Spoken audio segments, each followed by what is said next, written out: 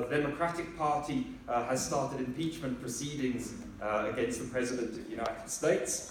And Boris Johnson lost his Supreme Court bid in that the Parliament, which was suspended, was ruled as being illegal. Now, what does that mean? Now, I'm not a politician, and I don't profess to know much about it, but I do look at commodity prices and things such as that. And gold continues to rise. Gold hit $1,530 an ounce yesterday, and the price move over yesterday was almost vertical. Silver and other kind of precious stones and minerals are actually following it. So in my introductory remarks yesterday, I did mention that we could be at the beginning of a bull run, a commodity rise. Maybe it's a false storm, maybe it is, who knows. But certainly, if we look at where politics is going at the moment, gold being a safe haven, gold being a lead indicator of commodities, makes it very encouraging and makes it all the more important whilst we're meeting here in Gaborone over these couple of days. So, if a very brief summary of yesterday, we were kicked off by a great session with honourable ministers and deputy ministers from across the African continent.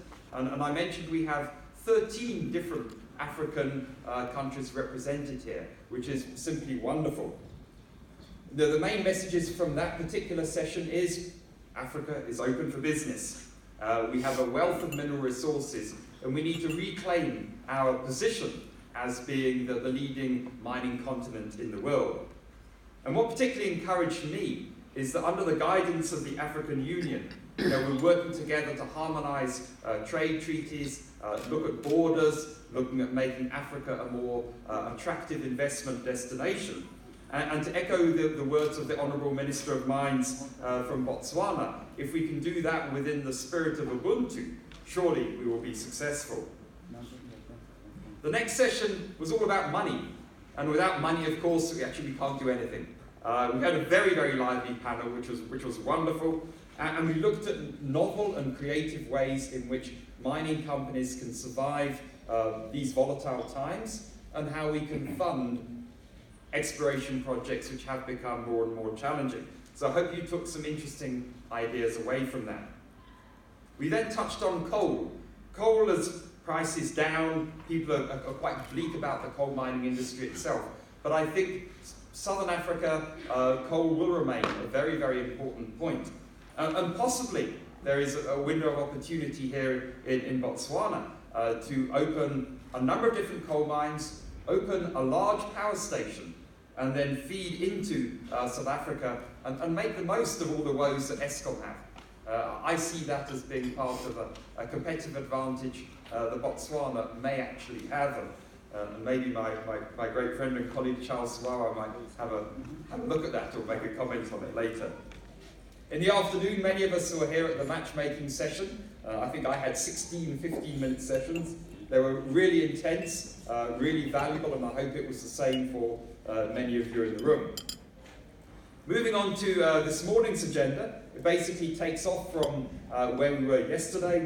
We firstly look at junior mining after a keynote address from Charles Sawawa, the CEO of the Botswana Chamber of Mines. And junior mining is often the engine of growth. And it's the area where new discoveries are typically made before they're bought out by a guy with a large checkbook or a girl with a large checkbook and a larger company. And so I'm very excited about being that particular panel. We then look at innovation, and we also cover the fourth industrial revolution. And this is also particularly important in that how are you going to discover new deposits? Because the explorers of old were highly competent and have discovered all the easy stuff. The more difficult stuff requires innovation, requires creativity, and requires a new approach to looking at work. Equally, when you get onto the mining of current deposits, how are we going to significantly reduce operating costs, capital costs, and doing this at the same time whilst improving safety and reducing your environmental footprint? And if we don't embrace innovation, and we don't embrace the fourth industrial revolution, we're not going to make it. So I'm really excited to look at that particular panel. Moving on towards the end of the day, we're looking at governance. and all the different aspects surrounding governance. And it's all well and good to have money and be highly innovative, but if you don't operate within a sound governance framework, it's actually all for nothing.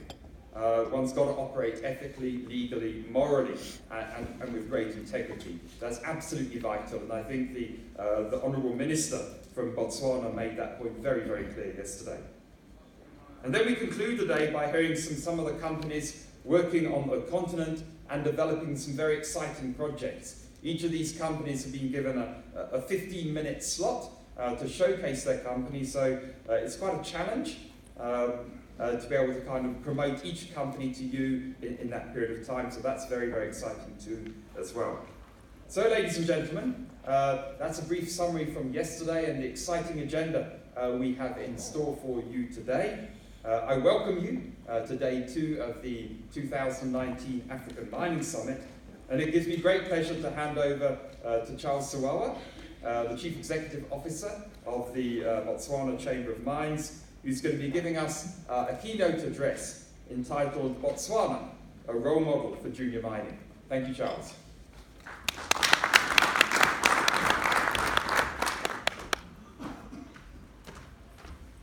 Thanks.